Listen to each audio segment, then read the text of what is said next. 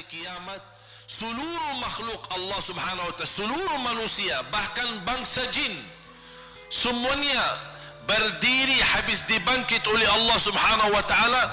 Semuanya berdiri di hadapan Allah menunggu hisab dimulai lebih dari 50.000 tahun. Bisa enggak terbayang berdiri berapa lama? 50.000 tahun. Dan semuanya keadaan laki dan perempuan sebagaimana baru dilahirkan. Bisa enggak Bapak Ibu terbayang?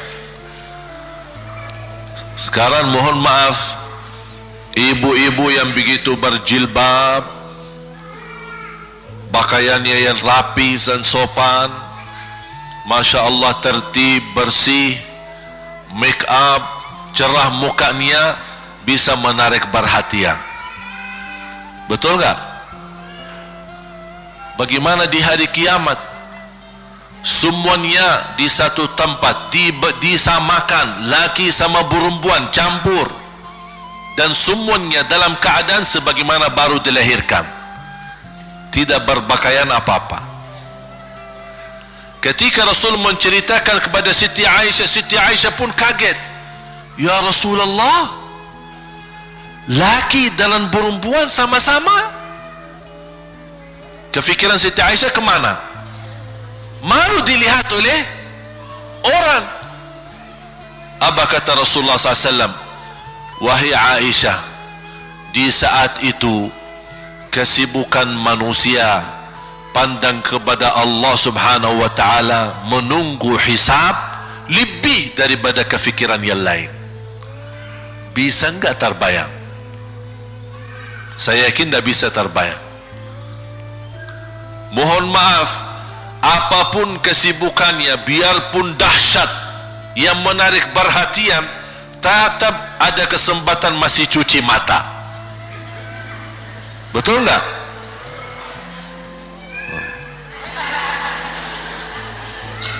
Tapi kalau di hari kiamat beda keadaannya. Apapun yang saya jelasin tidak akan mungkin Bapak Ibu bisa bayangkan, karena itu bukan dahsyat lagi, tapi di luar batas kemampuan kita. Makanya Siti Aisyah sebagai manusia wajar kalau terkejut. Ya Rasulullah, kami dan laki-laki sama-sama. Rasul maklumi fikiran Siti Aisyah sebagaimana memaklumi fikiran kita yang sama. Tapi ternyata kalau di sana beda. Makanya di saat itu belum lagi matahari didekatkan. Disebut dalam hadis mil, 1 mil. Di dalam satu hadis 1 mil adalah, kalau untuk gelang mata itu kan berapa ukurannya? Berapa senti ya? Sangat kecil. Betul? Kalau dalam bahasa Arab itu namanya mil. Berarti ukuran nanti di hari kiamat kita berdiri 50.000 tahun dan mataharinya dekat seperti ini. Di riwayat mil bukan yang itu maksud, tapi adalah ukuran perjalanan 1 mil. Kira-kira 1 mil cukup jauh? Sama, kurang lebih berapa kilo? 1,5 kilo? Ya, kurang lebih 1,5 kilo. Sekarang jutaan kilometer kita merasa panas. Sudah ada AC, sudah ada kipas, sudah ada ujang, sudah ada ini, tapi merasa begitu panasnya. Itu jutaan kilometer. Bagaimana kalau 1,5 kilo? Makanya Rasul menggambarkan nanti di hari kiamat, yang biasa di dunia kalau kita keringat dari atas ke, kalau di hari kiamat terbalik, keringat kita dari bawah ke atas. Ini tergantung dosa kita. Kata Rasulullah, ada yang keringatnya sampai ke mata kaki, ada yang sampai ke lutut, ada yang sampai ke paha, ada yang sampai ke perutnya, ada yang sampai ke dadahnya, ada yang sampai ke lehernya, bahkan ada yang sampai merasa sudah sesak nafas, ingin melamatkan diri supaya tidak tenggelam di dalam keringatnya sendiri. Dalam keadaan itu 50.000 tahun. Di situ manusia sudah merasa gelisah, sudah cukup merasa tersiksa. Semua larinya, penolong siapa yang bisa menolong kita? Kita minta tolong kepada siapa yang bisa menyampaikan hajat kita kepada Allah supaya mulai hisab? Karena sudah kita tidak kuat lagi. Semuanya larinya kepada Nabi Adam, Nabi Ibrahim, Nabi Nuh, Nabi Musa, Nabi Isa. Semuanya jawab yang sama, nafsi nafsi, Allahumma sallim sallim, ya Allah selamatkan diriku sendiri. Tak ada yang urus anak, istri, suami, keluarga, apalagi manusia lain. Sama keluarganya saja dia lari. Tak ada, nafsi nafsi, diri sendiri, ya Allah selamatkan diri sendiri, ya Allah selamatkan diri sendiri, ya Allah selamatkan. Nabi Adam jawab begitu. Suruh barangkali Nabi Nuh bisa bantu kalian. Datang kepada Nabi Nuh, nafsi nafsi, Allahumma sallim sallim. Datang kepada Nabi Musa, nafsi nafsi, Allahumma sallim sallim. Datang ke Nabi Isa, nafsi nafsi, Allahumma sallim sallim. Sampai terakhir Nabi Isa berkata, ada satu saya rasa dan yakin, dialah yang bisa memberi bantuan. Dia tunjukkan, itu dia, namanya Muhammad sallallahu alaihi wasallam. Bayangkan semua manusia ini aja sekarang yang masih hidup berapa miliar, kita tidak bisa dihitung berapa jumlah penduduk bumi. Bayangkan dengan umat terdahulu semua dikumpulkan dan semua menarah satu arah kepada Nabi Muhammad, minta tolong, ya Rasulullah, ya Muhammad, ya Habiballah, tolong syafaatkan. Barangkali dengan bantuanmu, doamu, syafaatmu bisa ini mulai dihisab supaya terselesai siksa yang kita hadapi. Begitu mereka datang, apa jawab Rasulullah SAW? Allahumma sallim sallim, ummati ummati, ya Allah selamatkan umatku umatku. Fikirannya umatnya, bukan istrinya, bukan anaknya, bukan orang tuanya, bukan siap, umatnya dia fikirkan. Kemudian dia sujud di hadapan Allah Subhanahu wa taala. Kata Rasulullah, di saat itu aku bersujud, Allah gerakkan lidahku untuk memuji Allah dengan kata-kata pujian yang tidak pernah makhluk pun sebelumnya sebutkan pujian itu. Artinya pujian yang Allah anugerahkan untuk Nabi Muhammad sebelumnya tidak ada satu makhluk pun yang bisa mengucapkan, hanya Nabi Muhammad, dan hanya di saat dia sujud di hadapan Allah di hari kiamat. Allah biarkan beberapa lama, habis itu Allah berkata, ya Muhammad, irfa' ra'sak wasal tu'ta washfa' tushaffa. Ya Muhammad, angkatlah kepalamu dan silahkan minta apapun, aku berikan. Silahkan beri syafaat kepada siapapun, aku terima syafaatmu. Langsung dia berkata, ya Allah, kasihan manusia, mohon segera dihisab. Baru mulai dihisab, turun kitab-kitab. Ada yang mengambil kitabnya dengan tangan yang kanan, itulah bahagia. Ada yang mengambil kitabnya dengan tangan kiri, dia berusaha sembunyikan tangan kirinya karena dia malu kalau kitabnya diterima dengan tangan kiri. dia sembunyikan tangannya yang kiri ke belakang, larinya buku amalannya ke belakang dan langsung nempel di tangannya. Tak ada yang bisa lari di hari itu. Semua amalan, buku amalannya dibuka oleh Allah, dan akan Allah mulai menghisabkan kita satu persatu. Tak ada kelompok-kelompok, tak ada bendera, tak ada ormas, tidak ada kelompok, tidak ada pimpinan, masing-masing. Benderanya kita apa? Buku amal. Dan Allah manggil kita bernama satu-satu. Ibu, sini, datang. Kata Rasulullah sallallahu alaihi wasallam, yuhasibullahu al-abida laisa bainahu wa bainahu turjuman. Allah akan hisab hamba-hambanya satu demi satu, bersatu-bersatu, dan tidak ada penerjemah. Jadi tidak bagi terjemah, translate.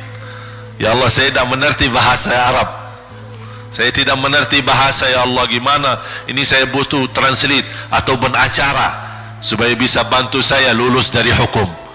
Tidak ada. Yang hakim Allah, keputusannya Allah, yang menentukan Allah, mahkamah yang dikuasai Allah, hamba di hadapan Allah, saksi semua, tangan saksi, mata saksi, lidah saksi, kaki saksi, buku amal saksi, malaikat saksi. Bagaimana kita mau lari? Ditanya oleh Allah, hei hambaku, ingat enggak di malam itu, di tempat itu, kamu berlakukan dosa itu? Seorang hamba yang masih memiliki iman, dia merasa dan ingat, dan dia merasa malu, dia tunduk kepalanya. Kata Allah, malu ya, malu. Tunduk, ya malu ya Allah, malu, malu. Dan subhanallah, tanda rahmat Allah, ketika Allah bertanya dengan kita, tak ada orang lain yang bisa lihat. Supaya apa? Supaya hisab kita di antara kita sama Allah tidak terbocor kepada orang lain, supaya tidak malu sama orang lain. Allahu Akbar. Habis kita sudah laku diri, ya Allah, saya ingat dan saya rasa salah dan saya malu. Apa kata Allah? Waktu itu kamu lakukan dosa itu, aku tutupi, aku tutupi. Tak ada yang tahu. Kita lakukan dosa ini udah sekian tahun, ada yang tahu enggak? Tak ada yang tahu. Karena kita lakukan di saat sembunyi. Kata Allah, di saat itu kamu lakukan dan kamu tahu itu dosa, tapi aku tutupi supaya kamu jangan menjadi malu di depan keluarga atau di depan sahabat. Aku tutupi. Dan aku sekarang sudah menutupi dosamu di dunia, dan sekarang aku hapuskan dan ampuni dosamu di akhirat. Allahu Akbar. Disitulah terasa anugerah, ampunan Allah yang maha kuasa. Dan Allah di saat itu mampu menghukum kita. Dan kalau Allah menghukum kita, Allah tidak pernah menzalimi kita. Justru itu keadilan Allah, tapi Allah tidak memperlakukan keadilannya, justru yang mendahulukan ampunan dan kasih sayangnya. Habis selesai hisab, harus semua tanpa kecuali liwati neraka Jahannam di atas sirat. Sirat yang panjang, yang kejam seperti pedang, yang tipis sampai tidak bisa dilihat oleh mata. Katanya tipisnya seperti, subhanallah, imam bisa jalan di atas rambutnya. Kejam lagi. masuk di atas sirat, terus jalan. Di saat itu ada doa yang menyelamatkan kita sampai menuju surga. Nabi Muhammad sallallahu alaihi wasallam, dia sudah duluan. Kalau Sayyidina Abu Bakar perjalanan di atas sirat disebutkan 100 tahun, tapi Sayyidina Abu Bakar satu langkah di atas sirat, langkah kedua di depan pintu surga. Dahsyat. Ini Sayyidina Abu Bakar seperti itu. Bagaimana Rasul? Rasul sudah menunggu di depan. Mulai manusia satu persatu jalan di atas sirat, dan Rasul di saat itu sibuk berdoa, Allahumma sallim sallim, ya Allah selamatkan umatku, ummati ummati, ummati ummati, sampai mereka terselesai. Sampai di situ saja. Sebelum masuk surga ada berita gembira untuk umatnya Nabi Muhammad sallallahu alaihi wasallam.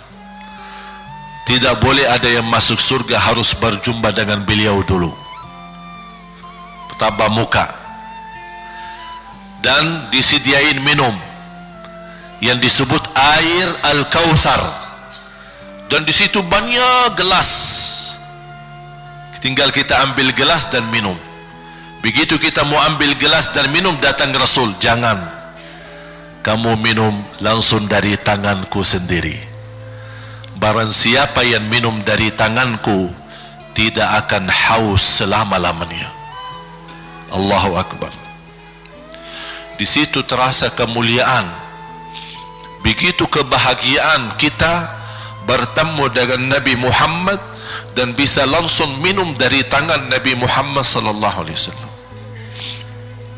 Bukan hanya begitu saja, bahkan Nabi Muhammad memegang tangan kita, mengajak kita masuk 8 pintu surga. Ada 8 pintu. Rasul bersabda, satu pintu luasnya seperti antara langit dan bumi. Satu pintu antara langit dan bumi luasnya. Dan kata Rasulullah, di saat itu akan manusia gesa-gesaan untuk masuk surga. Itu tanda apa? Banyak yang akan masuk. Mudah-mudahan kita terhitung dari yang banyak. Begitu ahli surga masuk, kira-kira Rasul berhenti? Ahli surga sudah masuk, sudah aman? Tidak. Rasul balik lagi, keluar dan menuju dari langkah sirat yang pertama, melihat ada enggak, ternyata ada di antara umatnya yang tersisa, yang dosanya terlalu banyak, gesa-gesaan di jalan, merangkak di jalan sampai jatuh di dalam neraka.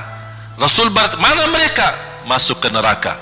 Kata Allah subhanahu wa ta'ala, melihat keadaan Nabi Muhammad SAW, apa yang dibutuhkan lagi? Kata Rasul, ya Allah, saya tidak akan puas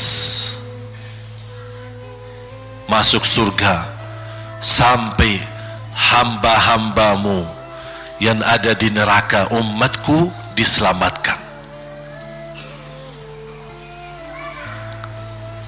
Allah subhanahu wa ta'ala mengizinkan Nabi Muhammad keluarkan dari neraka. Dia keluarkan. Sudah cukup ya Nabi Muhammad? Tidak cukup ya Allah, masih ada lagi. Diambil lagi, dikeluarkan, diambil lagi, dikeluarkan. Artinya dari umat Nabi Muhammad yang masih banyak dosanya, yang masih banyak kelewatannya sama Rasulullah, yang tidak pantas memberi kemuliaan kepada Rasulullah SAW, dapat pula syafaatnya Nabi Muhammad. Yang tidak pernah memberi tanda sayang dan cinta kepada Rasul, dapat rasa sayang dan cinta Nabi Muhammad sallallahu alaihi wasallam.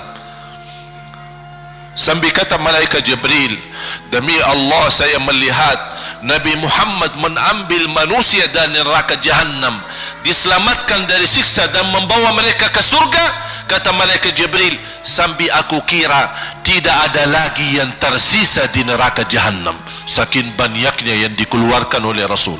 Itu syafaat Rasul sallallahu alaihi wasallam.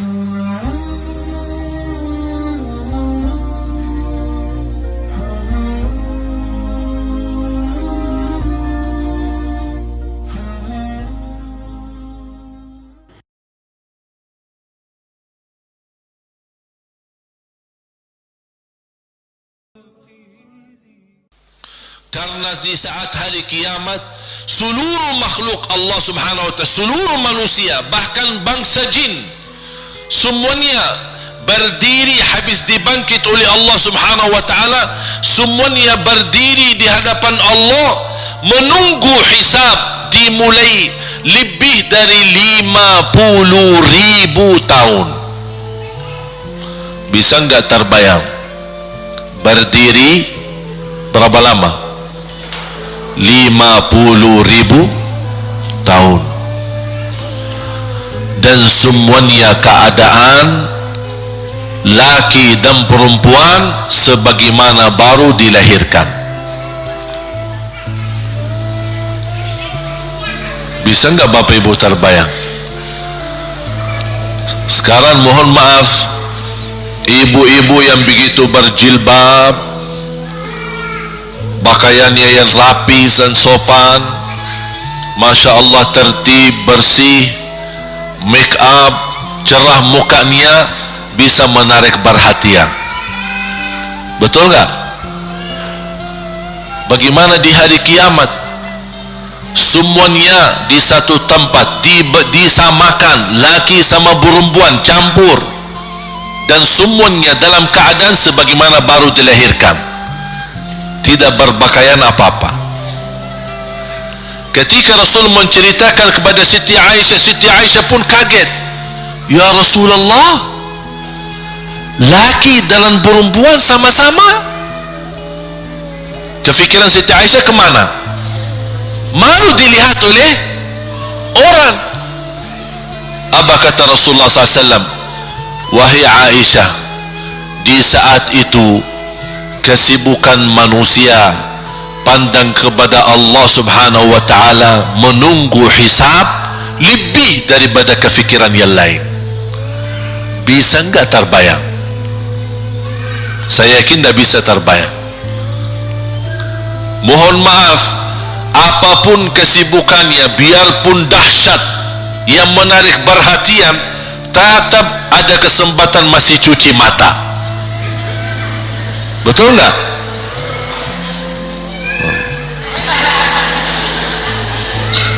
Tapi kalau di hari kiamat beda keadaannya. Apapun yang saya jelasin tidak akan mungkin Bapak Ibu bisa bayangkan, karena itu bukan dahsyat lagi, tapi di luar batas kemampuan kita. Makanya Siti Aisyah sebagai manusia wajar kalau terkejut. Ya Rasulullah, kami dan laki-laki sama-sama. Rasul maklumi fikiran Siti Aisyah sebagaimana memaklumi fikiran kita yang sama. Tapi ternyata kalau di sana beda. Makanya di saat itu belum lagi matahari didekatkan. Disebut dalam hadis mil, 1 mil. Di dalam satu hadis 1 mil adalah, kalau untuk dalam mata itu kan berapa ukurannya? Berapa senti ya? Sangat kecil. Betul? Kalau dalam bahasa Arab itu namanya mil. Berarti ukuran nanti di hari kiamat kita berdiri 50.000 tahun dan mataharinya dekat seperti ini. Di riwayat mil bukan yang itu maksud, tapi adalah ukuran perjalanan 1 mil. Kira-kira 1 mil cukup jauh? Sama, kurang lebih berapa kilo? 1,5 kilo? ya, kurang lebih 1,5 kilo. Sekarang jutaan kilometer kita merasa panas. Sudah ada AC, sudah ada kipas, sudah ada ujang, sudah ada ini, tapi merasa begitu panasnya. Itu jutaan kilometer. Bagaimana kalau 1,5 kilo? Makanya Rasul menggambarkan nanti di hari kiamat, yang biasa di dunia kalau kita keringat dari atas ke, kalau di hari kiamat terbalik, keringat kita dari bawah ke atas. Ini tergantung dosa kita. Kata Rasulullah, ada yang keringatnya sampai ke mata kaki, ada yang sampai ke lutut, ada yang sampai ke paha, ada yang sampai ke perutnya, ada yang sampai ke dadahnya, ada yang sampai ke lehernya, bahkan ada yang sampai merasa sudah sesak nafas, ingin melamatkan diri supaya tidak tenggelam di dalam keringatnya sendiri. Dalam keadaan itu 50.000 tahun.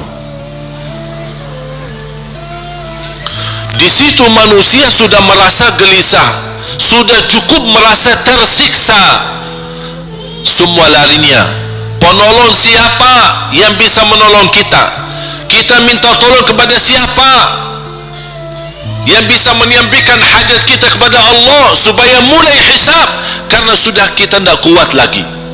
Semuanya larinya kepada Nabi, Nabi Adam, Nabi Ibrahim, Nabi Nuh, Nabi Musa, Nabi Isa.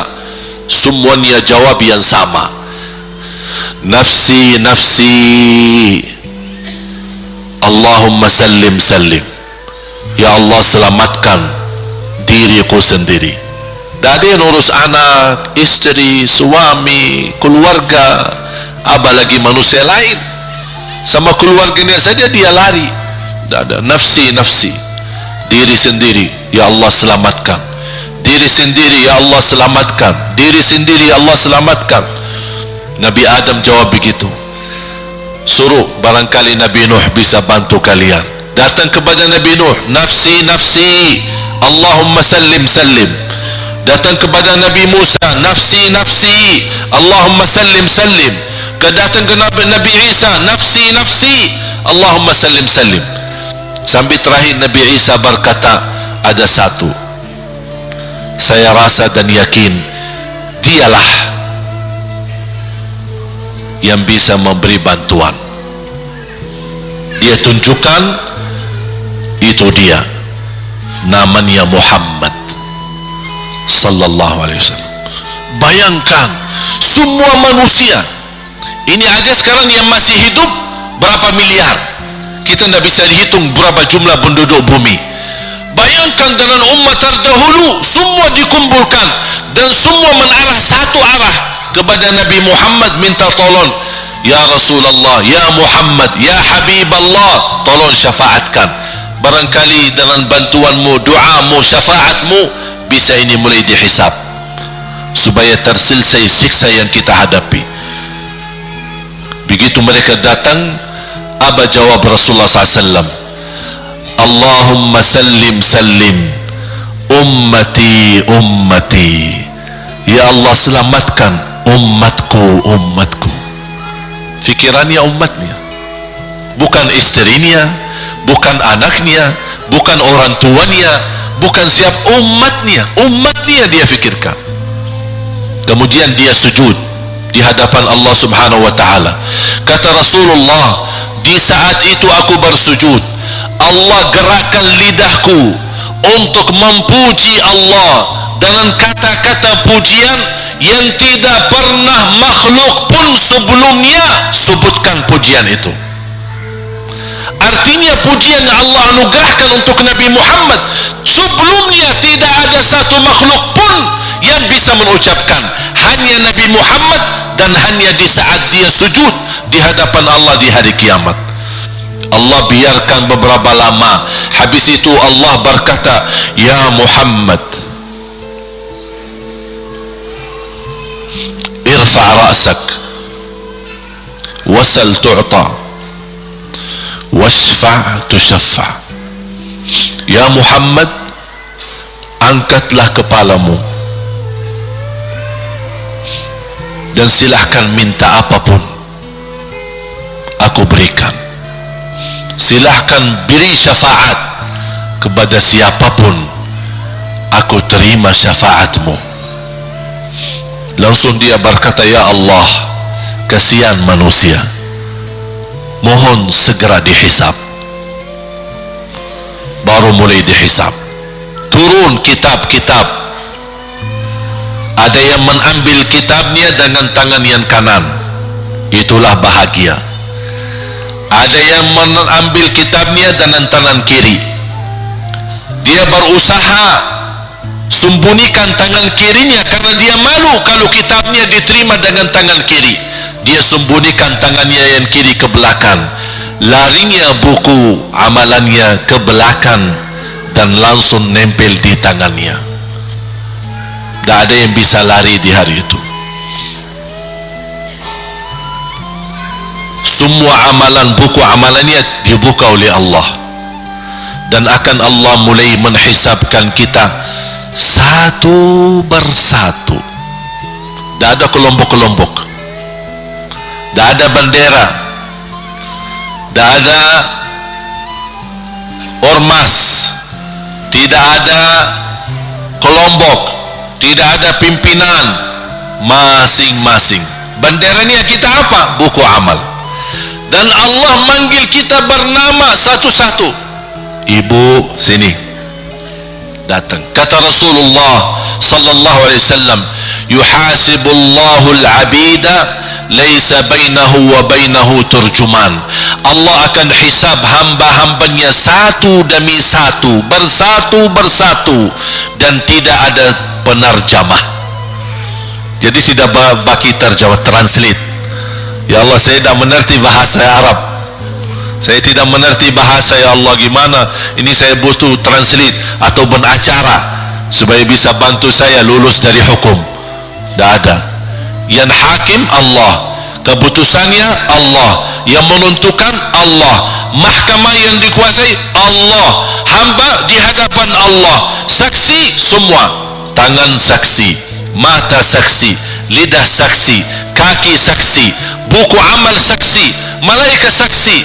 Bagaimana kita mau lari? Ditanya oleh Allah, hei hambaku, ingat gak di malam itu, di tempat itu, kamu berlakukan dosa itu? Seorang hamba yang masih memiliki iman, dia merasa dan ingat, dan dia merasa malu, dia tunduk kepalanya. Kata Allah, malu ya, malu, tunduk, ya malu ya Allah, malu, malu. Dan subhanallah, tanda rahmat Allah, ketika Allah bertanya dengan kita, tidak ada orang lain yang bisa lihat. Supaya apa? Supaya hisab kita di antara kita sama Allah tidak terbocor kepada orang lain, supaya tidak malu sama orang lain. Allahu Akbar. Habis kita sudah laku diri, ya Allah, saya ingat dan saya rasa salah dan saya malu. Apa kata Allah? Waktu itu kamu lakukan dosa itu, aku tutupi, aku tutupi. Tidak ada yang tahu. Kita lakukan dosa ini udah sekian tahun, ada yang tahu nggak? Tidak ada yang tahu, karena kita lakukan di saat sembunyi. Kata Allah, di saat itu kamu lakukan dan kamu tahu itu dosa, tapi aku tutupi supaya kamu jangan menjadi malu di depan keluarga atau di depan sahabat. Aku tutupi. Dan aku sekarang sudah menutupi dosamu di dunia, dan sekarang aku hapuskan dan ampuni dosamu di akhirat. Allahu Akbar. Disitulah terasa anugerah ampunan Allah yang maha kuasa. Dan Allah di saat itu mampu menghukum kita. Dan kalau Allah menghukum kita, Allah tidak pernah menzalimi kita. Justru itu keadilan Allah, tapi Allah tidak memperlakukan keadilannya justru yang mendahulukan ampunan dan kasih sayangnya. Habis selesai hisab, harus semua tanpa kecuali liwati neraka Jahannam di atas sirat. Sirat yang panjang, yang kejam seperti pedang, yang tipis sampai tidak bisa dilihat oleh mata. Katanya tipisnya seperti, subhanallah, imam bisa jalan di atas rambutnya. Kejam lagi, masuk di atas serat, terus jalan. Di saat itu ada doa yang ia melamatkan kita sampai menuju surga. Nabi Muhammad sallallahu alaihi wasallam, dia sudah duluan. Kalau Sayyidina Abu Bakar perjalanan di atas sirat disebutkan 100 tahun, tapi Sayyidina Abu Bakar satu langkah di atas sirat, langkah kedua di depan pintu surga. Dahsyat. Ini Sayyidina Abu Bakar seperti itu. Bagaimana Rasul? Rasul sudah menunggu di depan. Mulai manusia satu persatu jalan di atas sirat, dan Rasul di saat itu sibuk berdoa, Allahumma sallim sallim, ya Allah selamatkan umatku, ummati ummati, ummati ummati, sampai mereka terselesai. Sampai di situ saja. Sebelum masuk surga ada berita gembira untuk umatnya Nabi Muhammad sallallahu alaihi wasallam. Tidak boleh ada yang masuk surga harus berjumpa dengan beliau dulu, bertatap muka, dan disediain minum yang disebut air Al-Kautsar, dan di situ banyak gelas. Tinggal kita ambil gelas dan minum. Begitu kita mau ambil gelas dan minum, datang Rasul, jangan, kamu minum langsung dari tanganku sendiri. Barang siapa yang minum dari tanganku tidak akan haus selama-lamanya. Allahu Akbar. Di situ terasa kemuliaan. Begitu kebahagiaan kita bertemu dengan Nabi Muhammad dan bisa langsung minum dari tangan Nabi Muhammad sallallahu alaihi wasallam. Bukan hanya begitu saja, bahkan Nabi Muhammad memegang tangan kita, mengajak kita masuk 8 pintu surga. Ada 8 pintu.